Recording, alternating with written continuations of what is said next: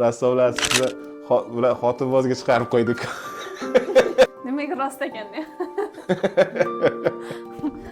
Bunaqa ko'p keslarda men makiyajda ishlataman. Birinchi muhabbatingizda tasvirlaganmisiz? Aytib bering. Palonchidan men zo'r bo'lishim kerak, sonchidan undan zo'r bo'lishim kerak. Rassomlar qizg'anchiq bo'ladimi? Bo'ladi.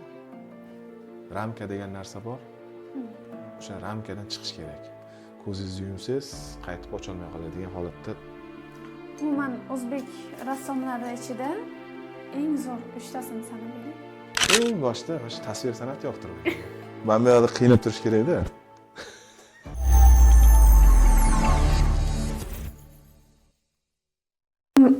Rassomlik kasbmi yoki hunar?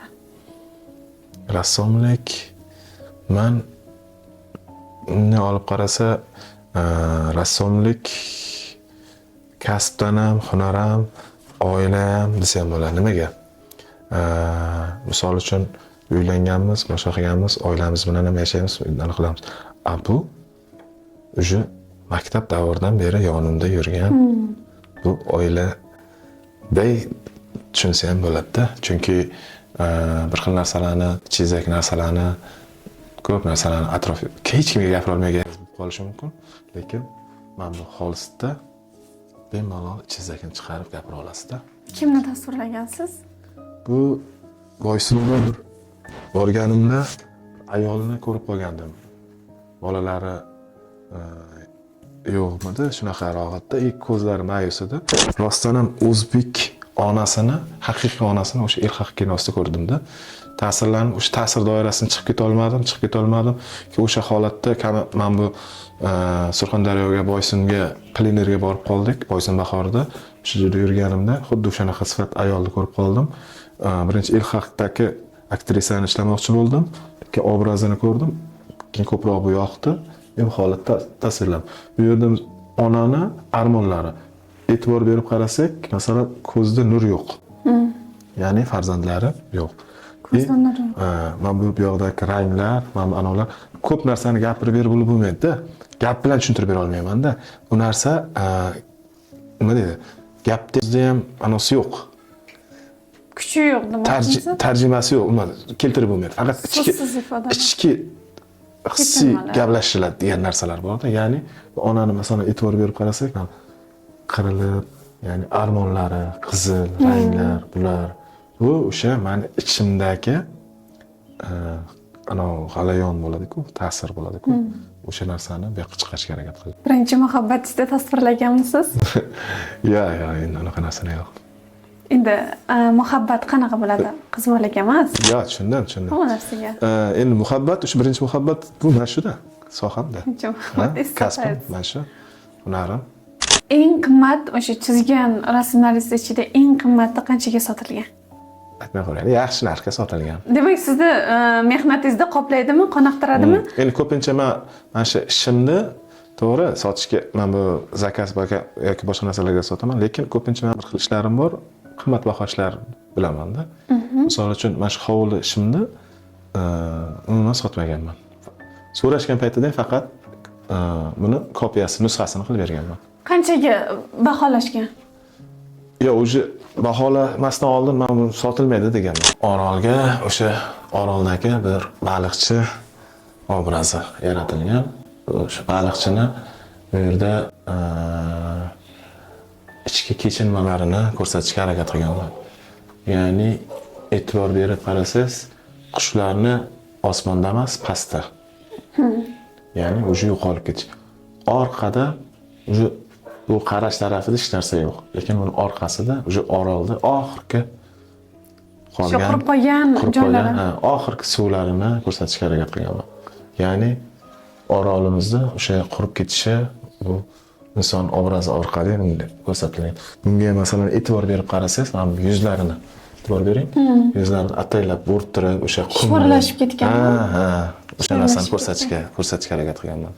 Agar buni silliq qilib mana oddiyroq qo'ysak, bu narsa bo'lmas.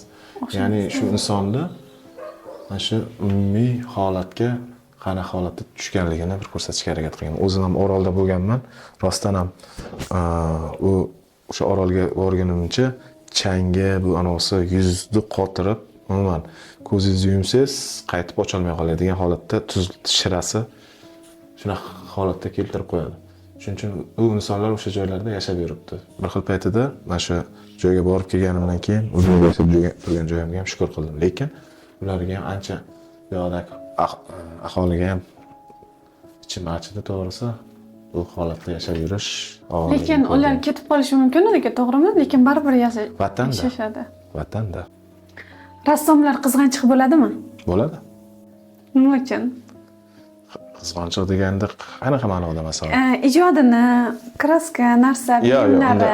Yo'q, unda unaqa qizg'anchiqlik yo'q, lekin qizg'anchiq deganda qanaqa vaqt qizg'anchiq bo'ladi. Misol uchun, uylanganmiz, vaqtimizni bir paytida oilaga ajratamiz. Sal kamroq ajratib, ko'proq bu yoqqa kelib qolishimiz mumkin. Shu keyin o'zim talabalarimga ham o'rgatamanda vaqtdan qizg'onib, shu ustaxonaga kelishga harakat qilaveramiz. Ya'ni o'sha vaqtini qizg'onadi.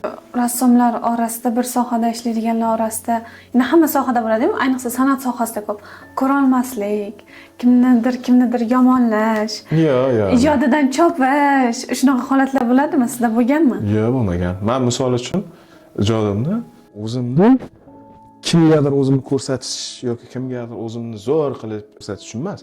Men shunchaki ichimdagi narsani xolisga tushiraman, o'sha narsani ko'rgazmalarga qo'yib, qolganlarga qo'yib, ularni ham o'sha narsadan ta'sirlantirishni xohlayman. Lekin falonchidan men zo'r bo'lishim kerak, pisonchidan undan zo'r bo'lishim kerak degan narsa yo'q. Ishlaydigan ishimiz o'zimiz uchun. Mana shu chizgan rasmlaringiz orqali rassomlar, umuman siz, sherigingiz, umuman hamma rassom, butun dunyo rassomlari jamiyatga va davlatga qanday ta'sir o'tkazadi? Rasmlaringiz orqali. Shu orqali men jamiyatga, umuman dunyoga, boshqaga orol qurib ketayotgani haqida anglatish mumkin deysiz. Odamlarga bir tushuntirmoqchi bo'lishga harakat qildim. Men bu yoqdagi holatni ko'rsatishga harakat qildim. O'zim o'sha joyda borib, ta'sirlanib, o'sha narsani ko'rgan holatdan qildim. Rassomlarga mana shu sohani rivojlanishi uchun e'tibor yetarlimi davlatdan? Endi 50-50 da. 50-50, demak qoniqtirmaydi sizda. Nimalar qilish kerak? Misol uchun o'zimizda hali yoshlarga sal e'tiborni kuchaytirib, asosan mana shu soha bo'yicha chet el bilan hamkorliklar bo'lsa yaxshi bo'lardi. Umuman o'zbek rassomlari ichida eng zo'r 3 tasini sanab bering. Eng zo'r o'zingiz ustoz sifatida ko'radigan. Eng zo'r rassom emas, rassomlar har rassomning o'zining yo'nalishi bor-da. O'zining yo'nalishi deganim qanaqa? Misol uchun bu rassom bilan bu rassom solishtirib bo'lmaydi. Ya'ni kimdir masalan portret bo'yicha o'zini ishlaydi. Boshqasi ham portret ishlashi mumkin, lekin uniki boshqacharoq portret, uniki boshqacharoq. Ikkalasi ham ya'ni o'zini men degan narsasi bo'ladi-da. Lekin ustozlarimizdan hali ko'p narsani o'rganadigan ishlarimiz hali ham ko'p. Ustozlarimiz bilan hamkorlikda turibmiz. Misol uchun ko'proq hozir ustozim shu Akmal Ikromjonov bilan ishlarimizni ko'rsatib, har 2 yilda ko'rgazma qilib turamiz. Fikr almashib, o'sha ishlarim to'g'risida so'rab ana qilib turaman. Mana shu sohada topayotgan daromadingiz oilangizga bemalol yetadimi yo qo'shimcha ishlaringiz ham bormi? Biznes alohida. Nima yetadi? Hozir Xudoga shukr yetib turibdi. Endi universitetda dars beramiz, qo'shimcha ijodimiz tashqari yana ko'chada zakazlarimiz bor, boshqamiz bor. Ularni qilib turamiz. Bo'lib turibdi hozir. Hammasi yaxshi joyda shukr. Lekin o'sha odamni baribir hamma narsa yetarli bo'lishi ham kerak emas-da. Nimaga bilasizmi? Yo'q. Chunki odam qiynalsa, mana bu yoqda sal og'riq bo'lsa, ijodi yaxshiroq bo'ladi-da. Agar og'riq qol hamma narsa bo'lsa, ijod bo'lmay o'lib qolishi mumkin-da. Maktab davringizda qaysi fanni yoqtirmagansiz?